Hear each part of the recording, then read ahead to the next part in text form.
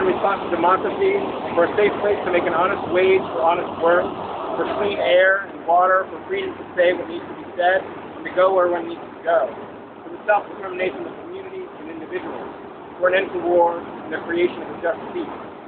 Brad lived his life according to these principles, and in service of this movement. Juan Manuel Martinez Moreno, the man falsely accused of Brad's murder, is also a part of this movement, also a man of principle.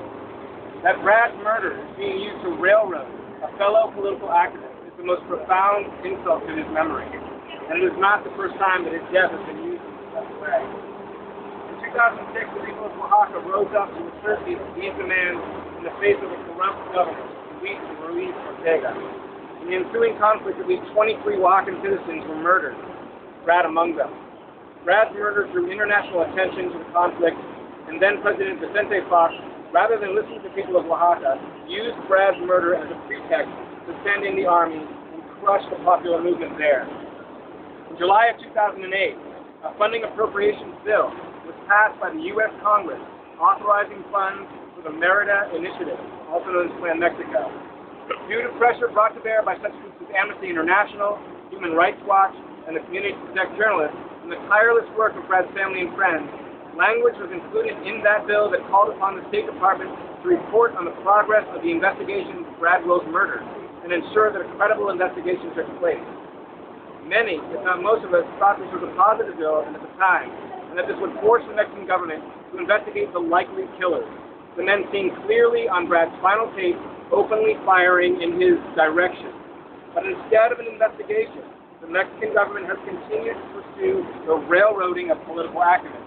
In fact, the pressure of the language in the funding bill seems only to have accelerated that railroading process in order for Mexico to receive the promised funds. Last week, on July 8th, the federal judge in Brad's case, Rosa Liliana Noriega Perez, chose to accept as factual evidence the testimony of Alfredo Maria Perez, Miriam Alicia Montano, and Carol Ivan. In January, the same testimony was determined by the same judge as in need of correction. Unless it was corrected, she ruled the detention of Moreno was unconstitutional. She threw this back to the lower court, telling them to rectify the situation or let Moreno go. Many of the times thought this was good news. Once again, that hope has been dashed by the obvious corruption of the Mexican judicial system.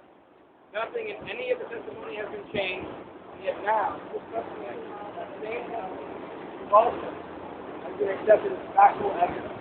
This hearsay testimony, neither of them, according to their own testimony, were there at Brad's murder. They only say that they know, someone told them that they know Brad. That's the evidence. We feel that this latest ruling demonstrates a clear intent to accept and validate a concocted case against Moreno, and that the judge will move soon to convict and sentence this innocent man to decades in prison. This may clear the channel for the flow of U.S. taxpayer dollars into the coffers of Mexican security forces, but it will not serve justice, and it will only bring further insult to those who grieve the loss of Brad Will and seek accountability for his murder. Thank you.